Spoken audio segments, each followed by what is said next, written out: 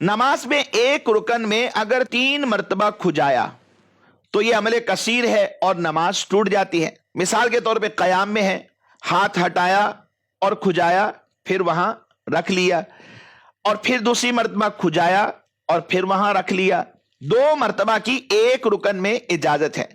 अब तीसरी मरतबा जैसे ही खुजाने के लिए हटाया तो यह अमल कसीर है, इससे नमाज टूट जाती। कसीर लोग इस मसले से गाफिल है, लिहाजा इसमें तवज्जो की हाजत है। यह तो मसला वो है कि जिसमें हाथ को हरकत दी जा रही, कयाम में है तो 2 मरतबा की इजाजत, सजदे में है 2 मरतबा की इजाजत, फिर रुकू में है तो 2 मरतबा की इजाजत, यानी हर रुकन में 2 मरतबा की इजाजत तो है। तीसरी मरतबा करते अमले कसीर नमाज टूट जाती है।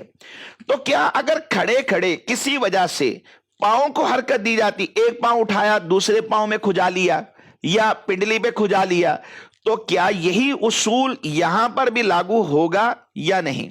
फुकहा ने लिखा कि जिस तरह हाथ को 2 मरतबा हर रुकन में हरकत देने की इजाजत है और तीसरे मरतबा करने से अमले कसीर होता है, इसी तरह अगर कयाम में कोई शख्स पांव को हरकत देता है और दूसरे पांव पर खुजा लेता है उठाकर, या फिर पिंडली पर खुजा लेता है, जैसे ही तीसरी मरतबा एक रुकन में यही अमल करेगा तो यह अमले कसीर है और यह नमाज को तोड़ देता है।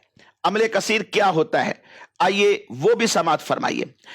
अमले कसीर उस अमल को कहते हैं कि नमाजी को दूर से देखने वाला, इसे यह शक न रहे कि यह शख्स नमाज में नहीं है। गालिब गुमान भी होगा कि यह नमाज में नहीं है, यकीन की सूरत है कि यह नमाज में नहीं है, तो इसको अमले कसीर कहते हैं। और अगर यह शक में पड़ जाए कि यह नमाज में है या नहीं है, यानी कैफियत ऐसी है कि देखने वाला शक में पड़ गया है, तो इसको अमले कलील कहते हैं। अमले कलील नमाज को नहीं तोड़ता, अलबत्ता अमले कसीर जो है यह नमाज को तोड़ देता है।